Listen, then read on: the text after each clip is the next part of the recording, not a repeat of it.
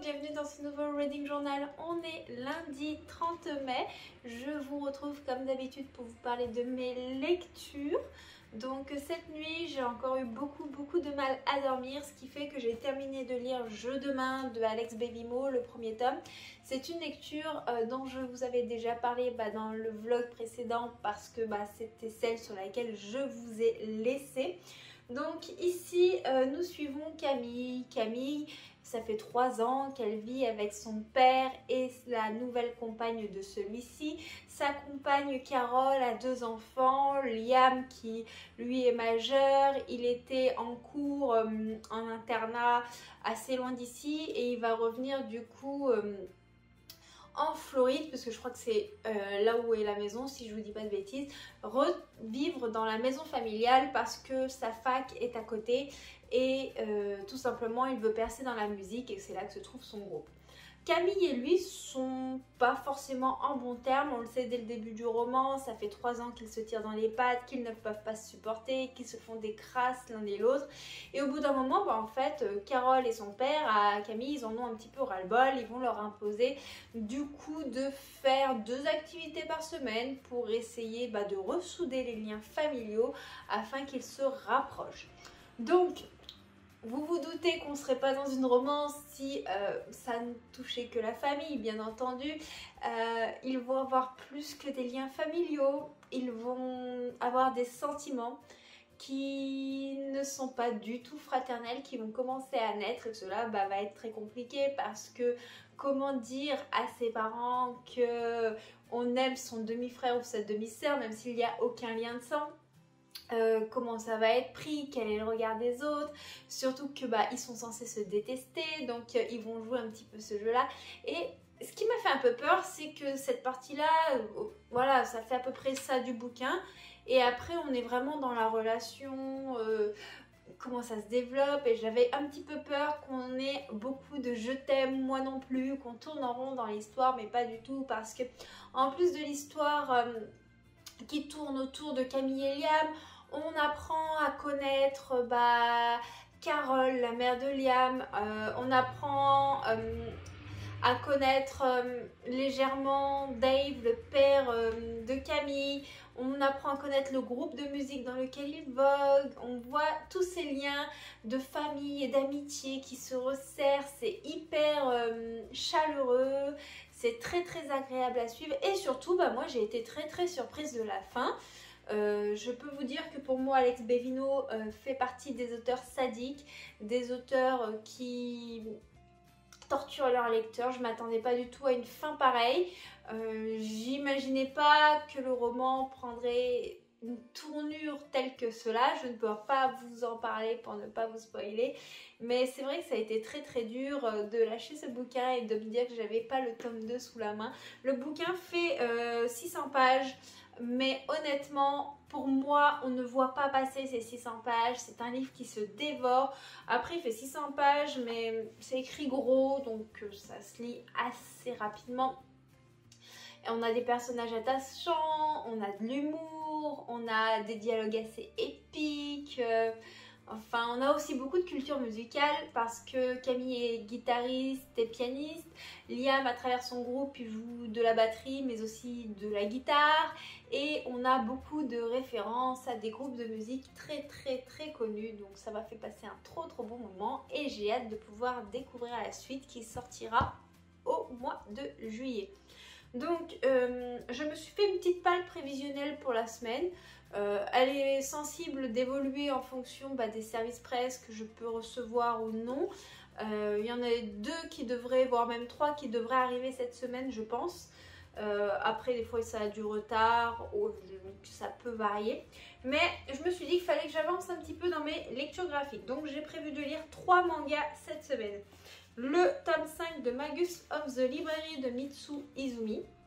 Donc ici on sera vraiment immergé dans le monde des bibliothèques, des livres, du fait qu'il faut en prendre soin. Je vous en parlerai plus en détail du coup quand je le lirai. Ensuite un shoujo avec pour thème la surdité et le langage des signes avec le tome 3 de A Thing of Affection de Su Morishita. Et après je compte aussi lire cette semaine le tome 3 de l'Éden des sorcières de Yumiji. Donc cette fois-ci c'est un petit univers de dark fantasy que j'ai très hâte de découvrir. Donc voilà, ça c'est pour les lectures graphiques que j'aimerais faire cette semaine. Si j'en fais plus, tant mieux. Si je ne lis que ça, bah ça me va aussi. On s'est dit qu'on se mettait plus la pression. Plus facile à dire qu'à faire. Ensuite, niveau roman. Alors comme je pense que j'ai des services presse qui devraient arriver et que j'ai pas forcément un rythme de lecture très régulier, il y a des jours où je vais arriver à lire beaucoup, puis il y a des jours où je vais pas du tout arriver à lire ces derniers temps, je me suis prévu que 2 romans. Donc je me suis prévu une suite de sagas qui est Un cœur si loyal et solitaire de Brigitte Kemmerer. Donc ici c'est le second tome, le premier c'est Un sort si noir et éternel, c'est une réécriture de La Belle et la Bête. Ça va être vraiment le prochain roman que je vais lire, j'avais eu du mal à le trouver et je l'ai trouvé la semaine dernière, donc je suis trop contente.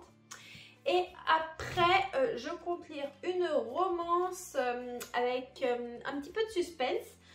Qui rentre dans la palle du Books Flower Challenge que j'avais choisi. Et donc il s'agit de Tekoa de Vanessa Desgardins. Donc ici nous serons avec des tribus indiennes, tout ça. Je sais pareil, j'espère arriver à tenir ce programme lecture pour vous en parler dans la semaine. Voilà pour ce qu'il en est. Sinon quand je vous ai quitté hier... pour ce qui est pour vous la semaine passée, on est après sorti prendre un petit peu l'air, ça a fait beaucoup de bien, boire un petit bubble tea, manger une gaufre, la gaufre tellement balèze qu'on n'avait plus faim le soir, et on est allé faire un petit tour au parc et c'était trop mignon parce qu'il y avait plein de petits canetons qui venaient de naître et tout ça. Enfin moi j'aime beaucoup ça, puis enfin là les animaux étaient vraiment nombreux au parc, donc ouais, on a passé un bon petit moment à se promener. Donc je vais vous mettre les images juste après pour que vous puissiez voir ces petites merveilles de la nature. Et sur ce, je vais vous laisser. Je vais essayer de peut-être commencer une de ces lectures, ce serait pas mal.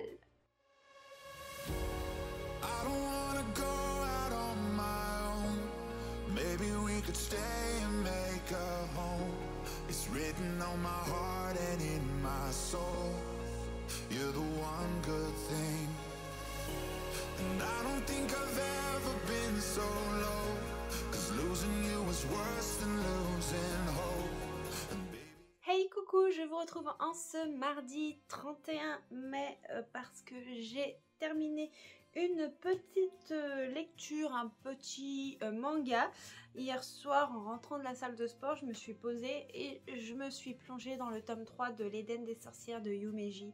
Et j'ai adoré ce tome 3, je l'ai lu hyper vite. C'était hyper immersif.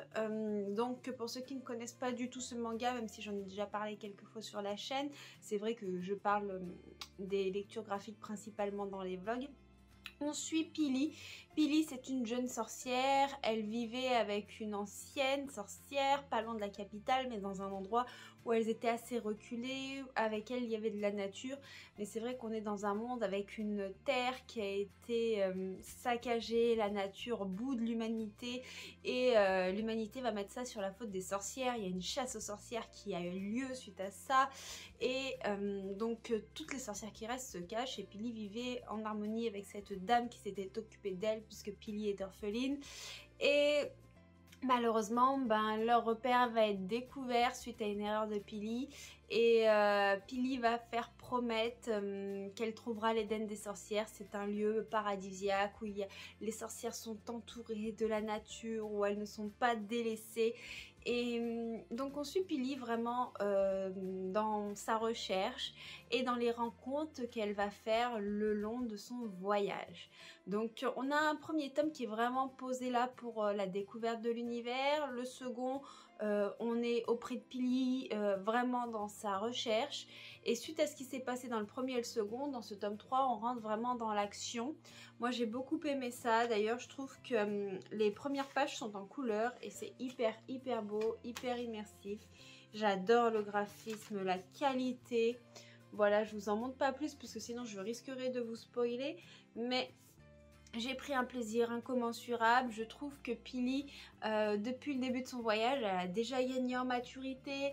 la thématique des sorcières est approfondie parce que on voit que elles ne vivent pas toute la situation de la même façon et on est toujours dans cet inconnu, dans cet Éden qui existe peut-être pas, et on a toujours cette thématique aussi de la nature, de cette nature qui n'est plus là, cette nature qui va laisser un petit peu notre terre se dégrader. Ça fait vraiment écho avec le réchauffement climatique, avec la déforestation et plein de sujets d'actualité, donc je trouve ça hyper génial. Moi j'ai beaucoup aimé. J'ai commencé à lire du coup Un cœur si loyal et solitaire de Brigitte Kimmerer, publié aux éditions Rajo. Pour le moment, je suis assez déstabilisée de l'avancée de l'histoire. J'en suis à la page 96, chapitre 6. Je m'attendais pas du tout à ça. Alors j'avais vu différents avis, donc c'est vrai que avec les avis que j'avais vus, je savais qu'on allait plus suivre Grey et un peu moins Ren et Harper, puisque ici on est vraiment dans une réécriture de La Belle et la Bête. Le tome 1A il est un peu trop pour que je vous l'attrape, mais dans le tome 1 en fait on suit Harper. Harper, c'est une jeune femme handicapée qui va être kidnappée par le commandant Grey, va être emmenée dans le monde d'Amberfall. Enfin je dis Amberfall, mais en fait Amberfall c'est un des royaumes du monde dans lequel elle va atterrir. Et à Amberfall, il y a une terrible malédiction, une terrible bête, et le prince Ren cherche la femme qui pourra l'aimer et du coup mettre fin à cette malédiction. Donc on est vraiment dans une réécriture de La Belle et la Bête, mais il faut savoir que Harper est une jeune femme qui est handicapée. Donc je vous avoue que c'est tellement bien fait que le handicap de Harper, on l'oublie. Je ne sais même plus quel était son handicap. Mais ah si, je crois qu'elle boitait légèrement au niveau d'une jambe ou quelque chose comme ça. Mais en fait, c'était hyper bien fait, hyper immersif et surtout, on découvrait un royaume dans son entièreté et on a aussi des thématiques avec d'autres royaumes qui s'en prennent au royaume. Enfin voilà, on est vraiment dans des intrigues de cour et un univers qui va plus loin que ce qu'on pourrait croire, par exemple avec La Belle et la Bête ou autre.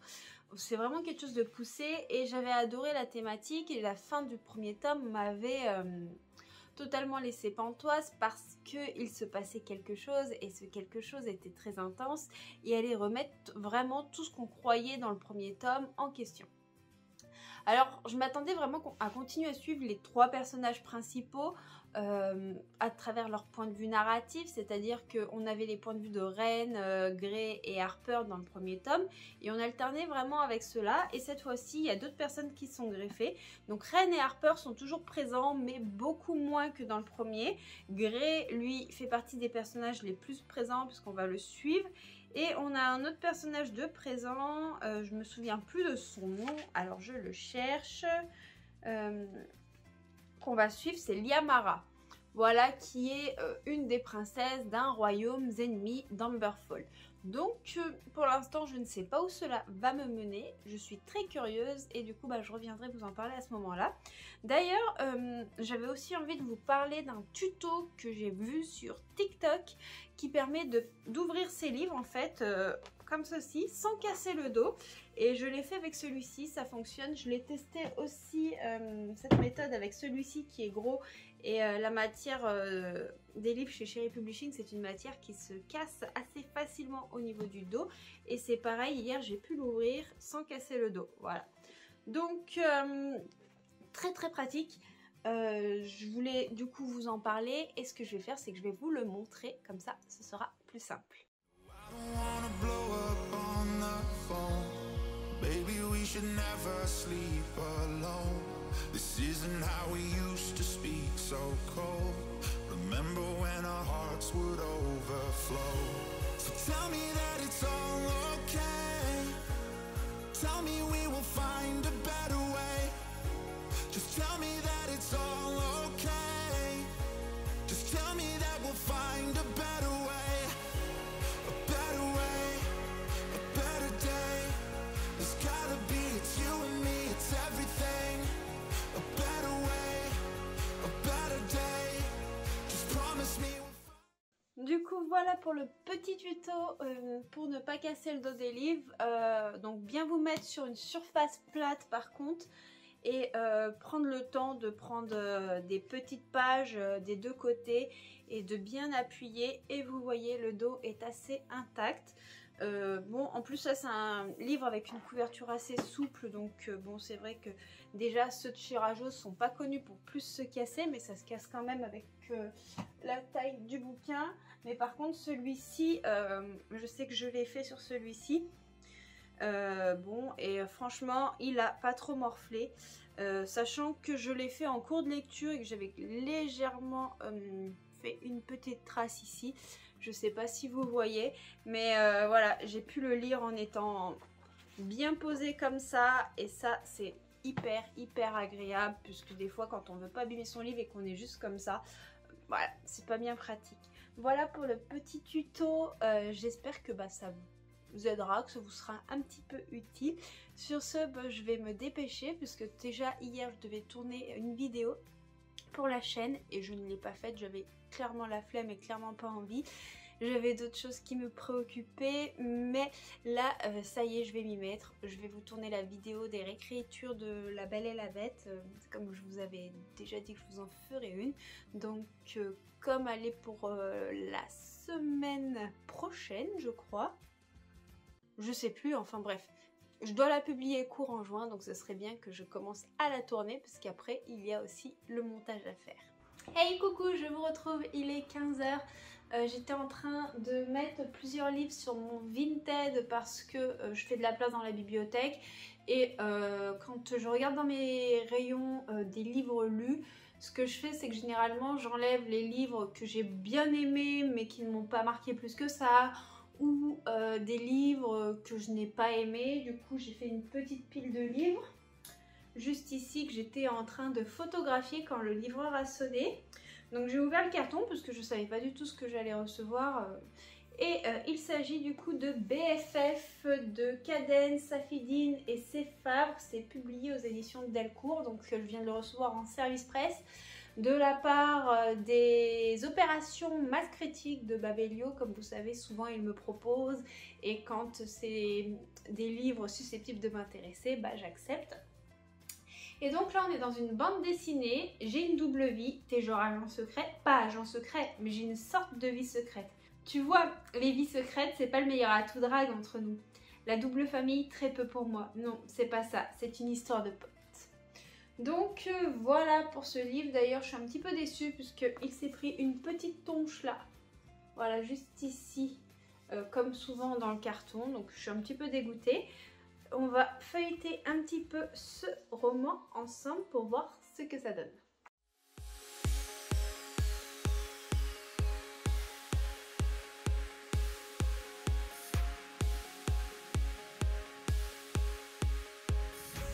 Just promise me we'll find a better way.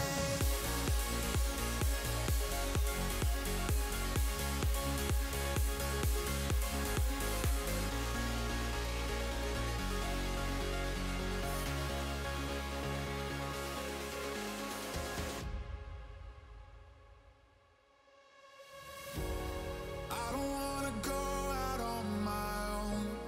Maybe we could stay and make a home. It's written on my heart and in my soul. You're the one good thing. And I don't think I've ever been so low. 'Cause losing you was worse than losing hope. And baby, I could never let you go. You're the one good thing I know. So tell me that it's all okay. Hey coucou, je vous retrouve en ce mercredi 1er juin, il est 14h15. On rentre du restaurant, on est allé manger avec un ami, avec Gauthier, parce que Gauthier en ce moment est à la maison. Il y a eu beaucoup de changements aussi pour lui au niveau professionnel, donc le temps que pas mal de choses évoluent, il est en télétravail. Alors je vais essayer de ne pas parler trop fort pour ne pas le déranger, parce qu'il est en réunion. Donc j'ai reçu un colis, je pense que c'est un service presse, vu la forme du colis, et étant donné que j'ai été très sage et je n'ai rien commandé. On va voir ce que c'est. De toute façon je dois avoir 2 possibilités au total dans ces réceptions, puisque j'en attends que 2. Donc on va voir tout de suite ce que c'est et puis après je vous parlerai d'une lecture que j'ai terminée.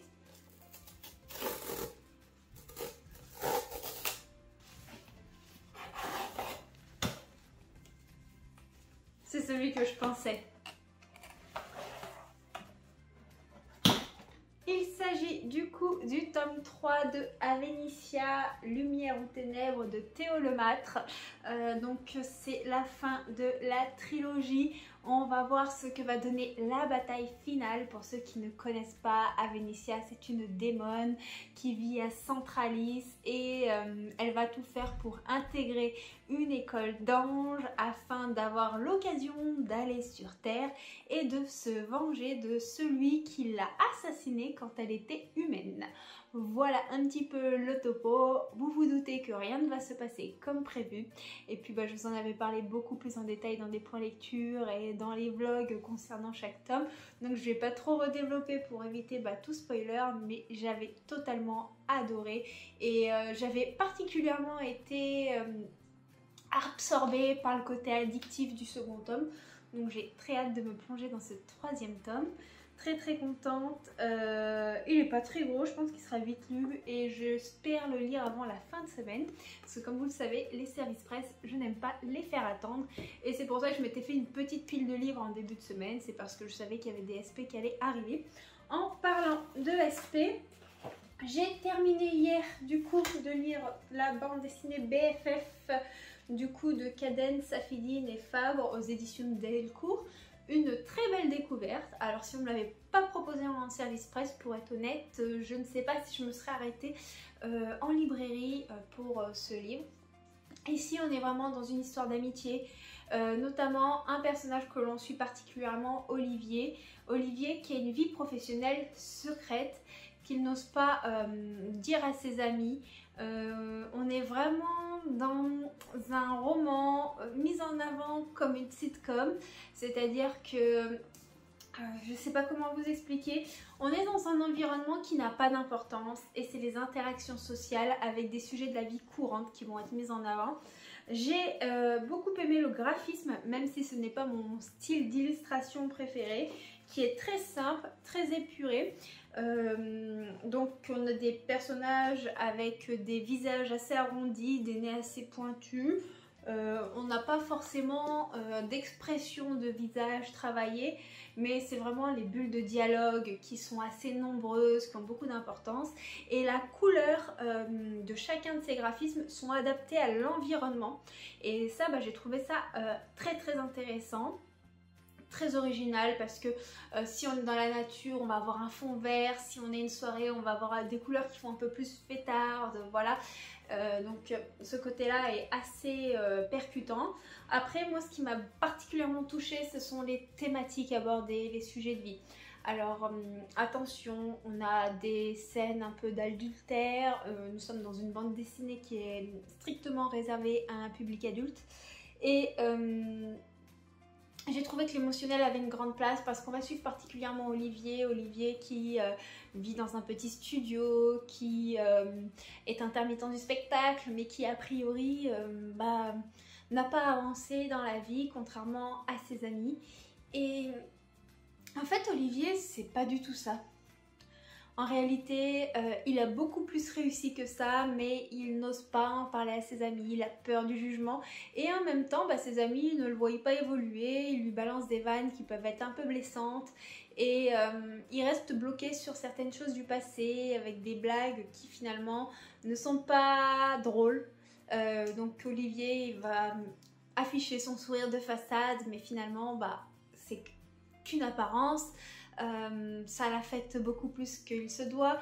On voit des amis passer du bon temps ensemble mais qui n'osent pas se montrer tels qu'ils sont, qui n'osent pas se confier les choses de la réalité et du coup on se demande si les liens qui sont là entre eux sont réels. C'était hyper prenant, c'était intéressant, ça porte à réflexion. Parce que oui, derrière un sourire, des fois il se cache des choses beaucoup plus sombres. Et c'est pareil, on voit le côté d'Olivier, mais on a d'autres personnages qu'on apprend à connaître, d'autres qui aussi ont des façades autres que ce qu'ils montrent à leurs amis. Et ouais, c'était une très très belle découverte. La fin est assez ouverte. Alors ça pourrait se terminer comme ça, ou ça pourrait enchaîner sur un second tome. Je pense que ce serait bien qu'il y ait un second tome, puisque moi personnellement j'aime pas quand c'est trop ouvert au niveau des fins. J'aime bien avoir une fin. Mais ouais, c'était une bande dessinée intéressante et qui met en avant la confiance, l'amitié, l'amour, la famille et plein de sujets de la vie courante.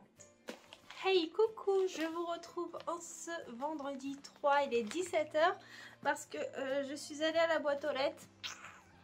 Et celle-ci était bien remplie. Puis j'ai également terminé la lecture de Un cœur si loyal et solitaire de Brigitte Kemmerer. Donc bien entendu j'avais très envie de vous en parler. Hier j'avais pas lu du tout, j'avais pas la tête à ça. J'étais vraiment tout simplement dans la recherche de solutions pour mes petits problèmes actuels. Du coup la lecture est passée totalement à la trappe, mais je me suis bien rattrapée aujourd'hui et je l'ai dégommée, j'ai adoré. Donc je commence par vous faire le petit update lecture et puis après on fera l'unboxing. Donc dans ce tome 2, on retrouve les personnages que l'on avait dans le tome 1, c'est-à-dire Ren, Harper, Gray, et on va découvrir d'autres personnages qui sont du royaume adverse de celui d'Amberfall. Et si on continue à avoir un aperçu de Ren et de Harper, cette fois-ci ce tome 2 va se concentrer sur Gray, qui était le commandant de la garde du prince Ren, et le secret qu'il détient. Donc on va suivre Gray, on va suivre ses aventures et on va suivre Liamara, qui est une des princesses du royaume de la passe docile. Je crois qu'il s'appelle comme ça le royaume, si je ne mélange pas. Et on va suivre un petit peu cette relation qui se crée, mais aussi cette adversité qui va se créer entre certains protagonistes. Je peux pas trop développer le sujet sans vous spoiler malheureusement, mais pour être bref, moi au début j'ai été assez perplexe, perturbée, parce que c'est vrai que j'avais adoré le personnage de Harper dans le tome 1, Harper qui est une jeune femme handicapée qui vient de notre monde avant d'arriver enlevée par le commandant Gray à Amberfall pour briser la malédiction. Mais là en fait Harper on la voit, on doit avoir un chapitre écrit de son point de vue et après on la voit par l'intermédiaire des points de vue des autres personnages, mais on la voit peu finalement par rapport à ce qu'on pourrait espérer. Et c'est vrai que c'est un personnage auprès duquel je m'étais énormément attachée. C'est un personnage qui m'avait beaucoup plu et j'avais adoré la force qu'elle a malgré son handicap, sa volonté, sa gentillesse, sa bonté. Enfin, c'est une personnalité qui m'a beaucoup plu tout simplement. Et après, c'est vrai qu'entre Gray et Ren, je savais pas trop lequel je préférais. Enfin, si, je crois savoir maintenant lequel je préfère. Et si je vous avais dit dans le tome 1 qu'on avait un pseudo triangle amoureux et que je savais pas où ça allait donner pour la suite, pour ceux que ça rebute un peu, en fait il n'y a plus du tout de triangle amoureux. Voilà. Au moins ça vous permet de savoir si vous voulez vous lancer ou pas dans cette saga. Et du coup dans ce tome 2 on va découvrir Liamara, on a un petit peu le point de vue du prince Ren mais très minime, et on a principalement du coup le point de vue de Gray et de cette nouvelle arrivante qu'on apprend à connaître, ainsi que le royaume adverse. Donc c'est très intéressant politiquement parlant. Ça permet de développer l'univers, ça permet de mettre en relief les différents points de vue. Et surtout de montrer que c'est pas tout blanc ou tout noir, de montrer que malgré ce que l'on croit, il y a certaines choses qui sont pas forcément positives. Et ça remet vraiment tout en question. C'est un tome qui vous retourne le cerveau, c'est un tome qui joue avec vos nerfs parce que vous allez être dans l'adversité contre les personnages avec lesquels vous étiez dans le premier tome. Donc c'est très perturbant. Et après nous avons de nouveau une fin qui va encore une fois tout remettre en question et paf, en fait, on retourne au point de départ. Voilà, donc j'ai très hâte de savoir comment ça va se terminer dans le prochain tome. Je sais pas si c'est une saga en 4, 5, 6, 7 tomes ou si c'est une trilogie. J'espère que c'est une trilogie parce que je veux savoir la fin de cette histoire. J'en ai très envie et j'ai passé un super moment à lecture. Encore une fois, on a une plume très immersive, très addictive. On est bien avec les personnages. Je trouve que les psychologies sont plutôt bien développées pour du young adulte. Donc on a un super univers de fantasy, une super réécriture de contes. Et on a surtout de la magie qui se développe de plus en plus. Voilà, je peux pas trop développer mon avis en vidéo sans vous spoiler, donc je vais m'arrêter là. Sinon, dans les colis, on va les ouvrir et on va voir du coup ce qui se cache dedans. Ah bah bien, cette fois-ci il a emballé, je suis contente. Donc ça c'est un cadeau de mon chéri. Alors hier il faisait une petite commande, il me fait est-ce que je te prendrais pas un livre pour te faire plaisir? Et moi j'ai fait bah oui, pourquoi pas, il fait lequel tu veux. Du coup j'ai regardé un petit peu ce que j'ai lu dernièrement et dernièrement j'avais lu du coup le premier tome qui se situe juste ici de Can't Help Falling in Love de Alicia Garnier, premier tome qui m'avait beaucoup touchée. Et c'est vrai que j'ai été très déçue de ne pas avoir le tome 2 sous la main parce que sachez, si vous n'avez pas vu mes avis précédents sur ce livre, que quand vous lisez le tome 1, il faut absolument avoir le tome 2 sur la main puisque sinon c'est la frustration extrême. C'est très dur et du coup je vais pouvoir me lancer dedans. Je pense pas d'ici la fin de semaine parce que j'ai d'autres lectures prioritaires, mais voilà, j'ai très hâte de découvrir la suite. Si vous aimez les romances qui prennent leur temps, si vous aimez les personnages avec une psychologie très développée, si vous aimez les lectures qui font appel à toutes vos émotions et qui vous brisent le cœur, et sachez que cette duologie est faite pour vous. Je vous en reparlerai du coup en détail quand j'aurai attaqué la lecture de ce tome 2, mais encore une fois merci à mon chéri. Je le dis devant la caméra en plus de lui dire en vrai parce que je sais qu'il regarde toutes mes vidéos, donc pour ça j'ai beaucoup de chance. Ensuite, du coup, ça je pense que c'est un service presse, je ne sais pas de qui. On va ouvrir le colis. D'ailleurs le colis était déjà à moitié défoncé, merci la poste.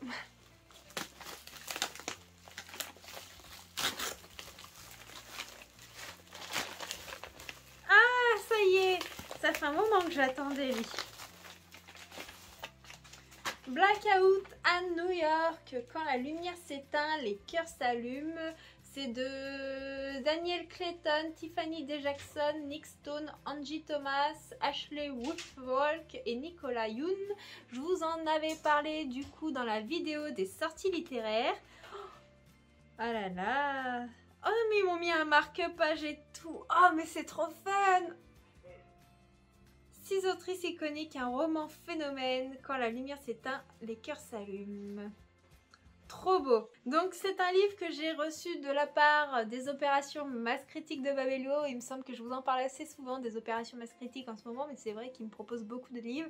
Et grâce à eux, je découvre des livres de maisons d'édition pour lesquels je ne suis pas forcément partenaire. Et c'est cool. Franchement, ça permet aussi de plonger vers des bouquins sur lesquels je m'arrêterai peut-être pas en librairie ou qui seraient peut-être pas dans mes achats prioritaires par rapport à mon style de lecture. Et des fois, je fais de chouettes découvertes. Et ici, du coup, on est dans un été caniculaire à New York. Il y a une gigantesque panne d'électricité. Toute la ville est dans le noir et la confusion règne. Mais il va se passer quelque chose parce qu'il y a un groupe d'inconnus qui va être réuni au hasard, des amis de longue date, des ex forcés de cohabiter, dans la pénombre, plus la peine de tricher, chacun peut révéler sa vérité, l'amour s'expose, l'amitié se transforme, de Manhattan à Brooklyn, les trajectoires se croisent, s'éloignent, se rejoignent dans la ville bloquée et brillent autant que de flammes. Du coup ça a l'air vraiment chouette, je pense qu'on va être dans des intrigues qui pourraient être hyper sympathiques. Le livre fait 331 pages et ça a l'air trop sympa. J'ai jamais lu de livre de chez Nathan, mais j'aime beaucoup la prise en main déjà. Donc voilà pour cette nouvelle nouveauté dans la palle. Et ensuite, je ne sais pas du tout ce que c'est. Pareil, le colis a été complètement dévasté. Donc, on va voir ça. Ah! C'est ça. Ok. Alors, j'ai participé au concours que Eduam du compte Eduam sur Instagram a lancé suite au book club. Et c'est vrai qu'elle a fait beaucoup de concours et j'en ai gagné un. Donc dans ce concours, j'ai Les Brumes de Cendrelune, le premier tome Jardin des âmes, du coup publié chez J'ai lu. Donc merci à toi Maude et merci aux éditions J'ai lu pour cet envoi. Du coup, c'est une saga, Les Brumes de Cendrelune, qui me tentait beaucoup. J'avais très envie de la découvrir et c'est vrai que je n'ai jamais passé le cap de l'acheter ou de l'écouter en audio via la plateforme Audible. Et là, je n'ai plus d'excuses. En plus, le livre est absolument magnifique. Regardez, on a des illustrations à l'intérieur. Trop hâte. En plus, il paraît que la plume de Georgia Caldera, elle est exquise. En tout cas, moi, je ne l'ai jamais lu, mais je sais que ceux qui ont lu du Georgia Caldera n'ont jamais été déçus. Donc, dans le royaume de Cendrelune, les dieux épient les pensées des hommes et leur exécuteur, l'ombre, veille à condamner tous ceux qui nourriraient des envies de rébellion. Or, il semble que certaines failles existent. À l'âge de 17 ans, Céphise ne vit en effet que pour se venger. Depuis qu'on l'a amputée d'une partie d'elle-même et privée de sa famille, elle ne rêve plus que d'une chose, s'affranchir de la tyrannie du tout-puissant Orion, Dieu parmi les dieux, et contre toute attente, il se pourrait qu'elle ne soit pas seule. Voilà du coup pour celui-ci. Et sinon, un autre livre qui a pris un petit peu cher pendant le transport. Regardez. L'instant précis où les destins s'entremêlent de Angélique Barbera. Du coup, Kai a 5 ans lorsqu'il découvre sa mère morte sous les coups de son père. Recueilli par sa demi-sœur, le petit garçon se réfugie dans la musique. 20 ans plus tard, il est devenu une rockstar adulée par le monde entier, mais rien n'efface la colère qui l'habite. Corinne épouse Jack Brannigan alors qu'il a 17 ans. Sous ses aspects d'homme parfait, Jack se révèle vite être un mari possessif, jaloux et violent. Un jour, alors que Corinne se promène avec 2 enfants, l'un d'eux échappe à sa vigilance et se fait renverser par une voiture. À cet instant précis, les destins de Kai et de Corinne s'entremêlent. Mais comment ces deux êtres que tout semble séparés auraient-ils la moindre chance de s'aimer? Donc ça a l'air d'être une lecture très poignante, très émouvante. Je pense qu'il faut bien choisir le moment où on la lit. Mais c'est pareil, j'ai très hâte de découvrir ce roman. Je pense que niveau roman, ma prochaine lecture sera un livre que j'ai reçu en numérique de la part des éditions Inceptio, Greca, le tome 2 de Lysia Marot. J'avais adoré le tome 1, du coup j'ai très hâte de me plonger dans ce tome 2. J'avais pas prévu de le recevoir cette semaine, mais quand je l'ai reçu, je me suis dit ok, ce sera ma prochaine lecture. Et sinon, je vais sûrement me plonger également dans une petite lecture graphique dont je reviendrai vous donner des nouvelles.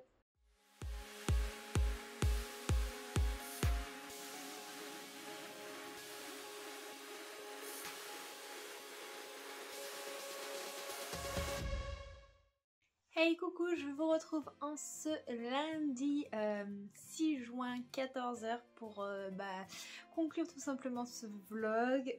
J'ai pas été très consciencieuse puisque je suis pas revenue vous parler du week-end, mais j'avais pas énormément lu et puis j'avais pas forcément la tête à ça, comme vous savez en ce moment c'est un petit peu compliqué. Donc par contre aujourd'hui je viens vous parler de 2 lectures, dont notamment le tome 3 de A Sting of Affection de Sue Morishita, que j'ai absolument adoré. J'ai passé un trop bon moment, détente, de mignonnerie, de cutitude, c'était trop fun. Donc ici on retrouve nos personnages, vous savez je vous avais déjà parlé de ce manga là. On est auprès de 2 personnages, un qui parle plusieurs langues, qui a l'habitude tout simplement de voyager et de travailler son anglais, son japonais, son français, enfin beaucoup de langues. Sauf qu'il ne connaissait pas la langue des signes, notamment la japonaise. Et on va être auprès de notre héroïne qui s'appelle Yuki. Donc elle est muette et sourde et du coup elle parle ce langage là, donc ils vont commencer à se côtoyer pour qu'elle lui apprenne et bien entendu il va y avoir des petits sentiments qui vont se développer. C'est hyper mignon et j'ai adoré ce tome 3 parce qu'on a une belle évolution au niveau du relationnel entre les personnages. On a une jolie maturité malgré le fait que notre héroïne est un peu crédule dans le relationnel parce que elle est un petit peu exclue des autres suite à son handicap. Mais je trouve que c'est hyper bien fait. Comme pour le tome 2, je suis assez admirative des gestes à l'intérieur de ce manga parce que je trouve que les mains sont superbement représentées et mettent en avant le langage des signes, sachant que je pense que c'est pas du tout facile à faire graphiquement parlant. Et j'aime l'ambiance, la bienveillance et en même temps à travers des choses simples de la vie quotidienne on se rend compte des difficultés que peut avoir Yuki au quotidien pour comprendre certaines choses. Voilà du coup pour ce manga là. J'ai pas lu d'autres graphiques même si j'aurais bien aimé avancer dans la pile à lire que je me suis préparée en début de semaine. Comme vous l'avez vu, j'en ai lu quelques-uns. Il y a des services presse qui se sont greffés à cette pile à lire, ce qui fait que certaines lectures personnelles n'ont pas été lues. Mais c'est chose reportée pour la semaine prochaine. Concernant une lecture numérique que j'ai effectuée qui est un service presse, mais je me suis un petit peu jetée dessus parce que j'avais très hâte de découvrir la suite de l'histoire. Il s'agit du tome 2 de Greka, du moins l'acte 2 partie 1, parce que d'après ce que j'ai compris en discutant avec l'autrice, il y a une suite à cet acte 2. Donc l'autrice c'est Lizzie Amaro, parce que je vous ai pas dit son nom. J'ai adoré, j'ai dévoré, donc c'est une lecture numérique que j'ai reçue de la part des éditions Inceptio et ici on retrouve les personnages qu'on avait eu dans Greka. Donc Greka c'est une planète qui a été colonisée et nous on va suivre particulièrement Nathaniel ou Nathanaël, je sais plus, enfin je mélange toujours les prénoms, faut pas compter sur moi pour les prénoms. Elias et Sianel, donc et puis il y a Rod aussi, puis d'autres personnages. Mais vraiment on va avoir un roman avec 3 points de vue principaux et c'est vraiment Sianel, Nathaniel et Nathanéon je crois plutôt. Et Sianel, ouais je m'embrouille, c'est pas très clair.